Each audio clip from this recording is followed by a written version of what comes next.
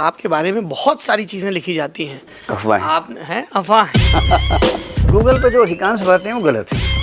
जैसे date of birth को लेके गलत है। मेरी डेट ऑफ बर्थ 1973 है, लेकिन किसी ने 1976 बता दिया।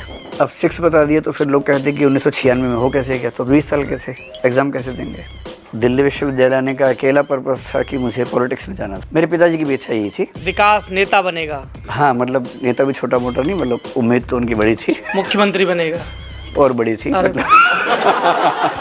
हमें कुछ आइडिया नहीं था कि ओबीसी क्या होता है, एससी क्या होता है, एसटी क्या होता है। बस ये देखा कि हमारे ग्रुप के अधिकांश लोग विरोधी आंदोलन में हैं, तो हमें होना चाहिए। 16.5 की उम्र में और क्या चाहिए इंसान को कि दिल्ली आए और सड़कों पे कर्फ्यू है, आप बसों के पीछे लटक रहे हैं, शीशे तोड़ पा रहे हैं, आप बसों के पीछे लटक रहे हैं, शीशे तोड़ पा रहे हैं। तो ये सब तो मैंने नहीं किया, लेकिन हाँ, मैं उस आंदोलन में काफ़ी एक्टिव रहा।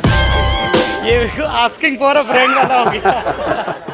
फर्स्ट ईयर खत्म होने से पहले ही घर में कुछ समस्या आ गई। कोई ऐसा संकट आया कि उसके बाद जो समृद्ध परिवार था वो सड़क पे आ गया एकदम। तो मैंने फर्स्ट ईयर का एग्ज़ाम किसी तरह से दिया, और क्राइसिस परिवार के जिंदा रहने पे भी उस समय था। कुछ ऐसे संकट थे। मुझे निर्देश मिला कि इलेक्शन नहीं लड़ना है, तो मैंने फिर इलेक्शन नहीं लड़ा। निर्देश विद्यार्थी परिषद की तरफ से? मतलब कुछ ऐसे लोग जो वहाँ से भी कनेक्टेड थे और कॉलेज से भी थे, सीनियर से, उन्होंने बताया कि रिस्क है लाइफ का। और ये सही भी साबित हुआ, क्योंकि जिस व्यक्ति को इलेक्शन लड़वाया गया उसके बाद में चाकुओं से काफ़ी मारा गया, हालांकि वो जिंदा है।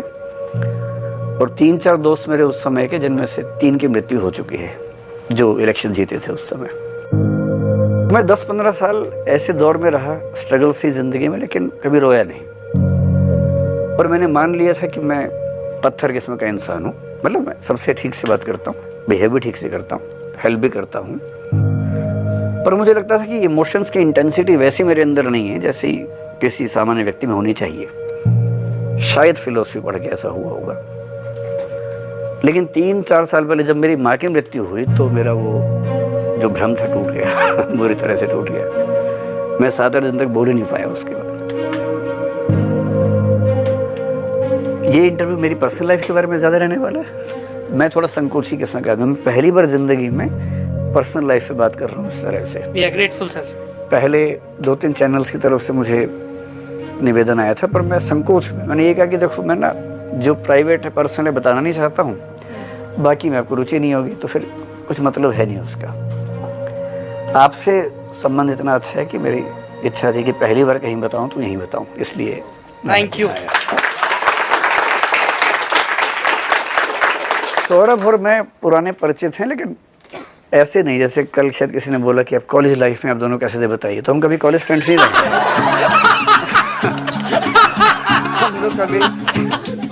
गलती ये हुई कि जब मेडिकल हुआ, मुझे किसी ने बता दिया कि घुटने मिलेंगे तो ही पास होगे।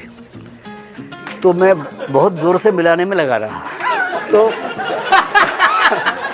मुझे मतलब टच होते हैं, लेकिन ऐसा नहीं है ताकत लगा के एकदम कोई। मतलब मुझे लगा कि फेल ना हो, जो मैंने और जोर से भिड़ा दिए घुटने। उन्होंने 1-2 बार पूछा भी कितना टच होता है। मैंने कहा मतलब मैं तो कॉन्फिडेंस से बोल रहा था, मैं तो और कॉन्फिडेंस में था कि देखो एकदम टच हो रहा है। और 2003 में जब लास्ट अटेम्प्ट आया, तो मैंने अपने दोस्तों से जो IAS IPS से उनसे पूछा। मैंने कहा ईमानदारी से बताना, मैं यहाँ सफल हूँ। और जब क्लास में पढ़ाता हूँ तो मुझे स्पिरिचुअल फीलिंग होती है, उससे अच्छा समय कोई नहीं होता मेरे लिए जीवन में। सच में IAS IPS में कुछ ऐसा दम हो कि ट्राई करना चाहिए तो बताओ, वरना मैं यहाँ खुश हूँ।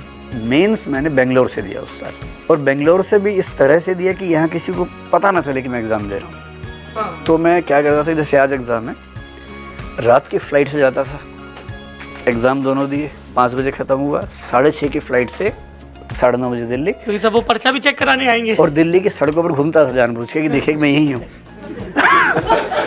मुखर्जी नगर में घूमता रहता था ताकि सबको आइडिया रहे कि तो यही है, कहीं दिखा भी नहीं।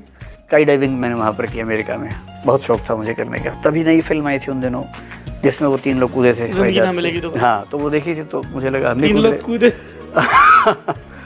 एक वो ज़रूर बताइए जिस कव्वाली से आपके दिन की शुरुआत होती है। ये किसने बताया आपको? ये भी रिसर्च कहीं की। सोशियोलॉजी में कार्ल मार्क्स और मैक्स वेबर को पढ़ने के बाद मुझे लगा कि दुनिया उतनी सरल, एक आयामी, एक तरफा नहीं है जितना हम सोचते हैं। मेरा राष्ट्रवाद अंतर्राष्ट्रवाद के विरोध में एकदम नहीं है। पाकिस्तान बर्बाद हो जाए मैं कभी नहीं चाहता, मैं चाहता हूँ भारत भी आबाद रहे, पाकिस्तान भी आबाद रहे, चीन भी आबाद रहे। सिर्फ इस संयोग से कि एक व्यक्ति वहाँ पैदा हो गया इसलिए उसको मर जाना चाहिए, ऐसा राष्ट्रवाद मेरा नहीं है। तैयारी आप IAS की करें या क्रिकेट की करें या फिल्मों की करें, उस तैयारी से पहले ये तैयारी कर लेनी चाहिए कि अगर ना हो तो क्या होगा। और मैं क्लास में ना अक्सर एक शेर बच्चों को बोलता हूँ तैयारी शुरू करने से पहले कि सक्सेस की कोई गारंटी नहीं है, इतनी गारंटी है कि एक बेहतर इंसान बन जाओगे और ज़िंदगी में कुछ ना कुछ अच्छा कर लोगे अगर मेहनत की तो क्यों डरें ज़िंदगी में क्या होगा, कुछ ना होगा तो तजुर्बा होगा। मैं तो इसी अप्रोच पे चलता हूँ कहीं भी, और मैं चाहता भी नहीं कि कोई UPSC को इस भाव से तैयारी करे कि नहीं होगा तो मर जाऊँगा। इससे बढ़िया मत करो तैयारी भाई।